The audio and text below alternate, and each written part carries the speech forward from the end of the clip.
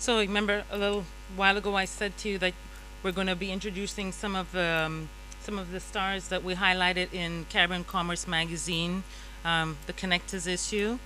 So at this point in time, I'd like to introduce you to Michael and Cathy Clarke of General Discovery, our Canadian team of builders. So we'll have Cathy and Michael come up and say a few words. Thank you.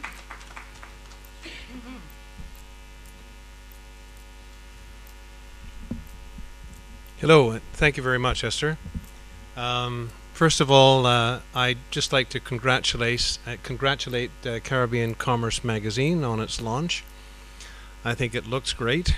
I think the team is a wonderful team. We've become friends over the last few months. We've known some of the people involved in the magazine for some years now, but we're delighted to be here, and I'd like to give you a little demonstration of what we would like to do with Jamaica. It's my wife Cathy, and we've not been to Jamaica before, although I must say I've got 3 relatives that are buried here, and I've been charged by my family to find out where they are. I'm like to move to our presentation, which we would like to give you now. And we are a trading company that has developed a system which is unique in the world to be able to deal with the developing countries that don't have hard currency. We put a balanced trade agreement in place where we will encourage the export of products, development and export of products from Jamaica, and on the back end bring in machinery and know-how and products from Canada and elsewhere that are going to assist us in the development of several industries. These are some of the organizations that have been involved in the development of General Discovery's business over the years. You can see that there are a number of professional organizations, banks, governments, and so on, as well as consulting firms. And the objective is to put a balanced trade agreement in place that, and we will put this will be registered in the International Finance Centre in Montreal, which actually has a government organization that will allow us, under the watchful eye of the Canadian government, to do the commerce that we need to do, so that in this case the Jamaican government can feel comfortable about how its affairs are being managed. One of the programs that we want to, Oz was mentioning biodiesel, and we want to get involved in biodiesel production with a plant called Jatropha. We've been involved in the development of a methodology for this for some years now, and have a relationship with the University of Guelph. Some of you may know it's our big agricultural university in Canada, and we have some 14 professors that are involved there that want to help us with the development of Jatropha in Jamaica and in Haiti, and then we're going to go to Africa when we know what we're doing. But anything that can cover the earth, and this is a small, grows into a small tree, and can give you an oil that's very clean, and as you can see what difference you can make to the countryside, and it doesn't require a great deal of water input. Jatropha biodiesel is a net consumer of CO2. It actually, when it grows, it drops its leaves on the ground. It's a deciduous plant, so we're not going to be ripping up the earth every time we need to do a new crop. We actually get 30 years of active production out of the plant.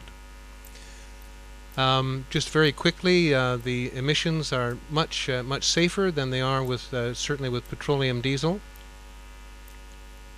That's what the nuts look like, and it can exist under quite long periods of drought, and it's something that the University of Guelph, and I must say are a group of Indian professors that are at the top of their game. The Indians are really in the lead in terms of the development of this product. And I know there is a program in Jamaica just now. We have an interest in working in Jamaica, obviously, with a program, but we want to work with Jamaica to help Haiti, and that I'll get back to that later. We think that Jamaica, being right next door to Haiti, has got a much better opportunity to be helping Haiti, and as well as working in other countries in the Caribbean, as Caribbean Commerce is talking about. So Guelph is our academic partner in Jatropha, and we're we have had relationships with the Canadian government in the past, but we're going to be going to them shortly with this program and our housing program. These are some of the things that we recommend that be done. Establish a Biofuels Energy Act, an internationally regulatory authority that is independent from political and financial pressures, and create a national strategic biofuels plan. We're going to move to housing technology, because this is another area that we have two major areas that we want to start off with. We wanted to get into the biofuels area as well as the development of housing and other buildings, because it's really community building that's important.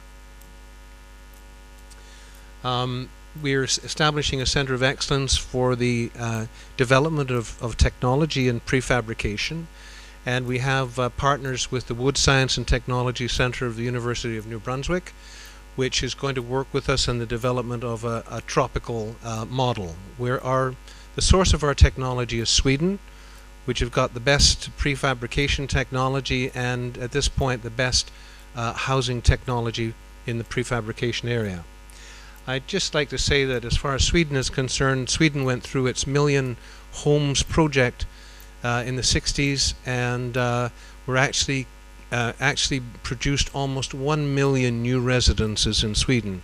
Hard to believe that a country like Sweden that's so sophisticated today, in those days fully half of the houses didn't have any indoor plumbing, and they decided that they really needed to change that. So the world's not really that far behind. We just, you know, if we've got the attitude, the right attitude, we can catch up. And we think that utilizing Sweden's knowledge and experience in this area, together with Canada's and Jamaica's, that we can do something significant. This, by the way, is one of the partners through the Wood Science guys. University of Western Ontario has this test facility. They call it the Three Little Pigs project. I'm sure you know the story of the Three Little Pigs, that they'll blow your house down. Well, these guys actually pull a metal building over a house, in this case a brick home, and try to blow it down. And one part of the university will challenge the other part of the university over that. This is our partners, Ahos, in Sweden. They are a very large corporation. They're about $1 billion a year company, 800 employees. They are, this building that you see here is a multi-story building. That's technology that we will have coming as well. And they won the gold prize from the Swedish government for this building. They're also the prize winners as far as tightness is concerned of the building, because in energy conservation, it's the tightness of the building is just as important as the insulation. Some examples of their developments, and we have been partnered with Ahos for about 1.5 years now, and our intention is to build a factory in Témiscamingue in Quebec, and we are almost finished our business plan, and the objective is to work with Invest Quebec and our Swedish partners in putting that factory together. But immediately thereafter, we would like to do the same thing in Jamaica. We want to establish factory here and factories if that were possible, but equipping Jamaica with the opportunity to be able to export itself to the rest of the Caribbean, for example. And the secret of this technology is that it's panelized. Now, you may have heard the term, or may be aware of the term, modular construction, where you make actual rooms and complete the house and half a house. We see them in Canada going down the highway quite a lot, and it'll even have the shingles on the roof and the kitchens and bathrooms in and everything completed. We have a different system, and that is based on platform framing, to do the walls, the complete wall from the inside to the outside, and then take it to the site and put it together. What that allows you to do is to create as many jobs as you need in the site that you're going to be putting the buildings. These are some examples. This is in China, and actually Ahos is doing a lot more business in China these days. So I'll just tell you, if the Chinese think that this is the technology to go out and buy, maybe they're, maybe we're doing the right thing. As soon as we saw it, we realized that we were dealing with something special, and when we took it to our authorities in Canada, they said the same thing. They said that they were quite excited about this technology. So just to say, this is the offer that we're coming to Jamaica with, is to bring this very advanced technology. This is some of the structure of the wall. Now we can take this technology to the extreme of what they call a passive house technology, which is a German designation actually, but very, very tight construction, and uses only about 85% less energy consumption than regular housing in Canada. So you're starting off with a building that's got only requiring about 15% of the normal energy input. So we think with that kind of energy capability, just a little bit of solar or ground source heat, and we're going to be able to get everybody off the grid, off the electricity grid. This is a cutaway of the wall. As you can see, it's wood construction, and we're looking at putting a trade agreement in place with the Jamaican government to be able to bring Canadian wood and bring some products back from Jamaica to pay for that. This is Randek, is the equipment maker. They're also Swedish. Randek were the company that introduced us to A-House in the first place, and we chose these guys as being the ones that we wanted to deal with. They're just an exceptional company. We've known them for 5 years now, and they're very anxious to help us with Jamaica. I just wanted to let you know that the Swedes are very happy about Canada taking a lead in some of these areas and want to work with us. An idea of the kind of involvement that A-House has in the development. They have a 1-ton life program that was to reduce energy consumption, or the output of carbon, to 1 ton per year. Apparently people put out about 7 tons of carbon dioxide a year, and this was an attempt to get down to 1 ton per year, and they were able to get down to 1.5. So thank you very much, and if you have any questions at all, I'd be more than happy to answer them later. But again, I want to thank the magazine. I want to wish them all the best. Thank you.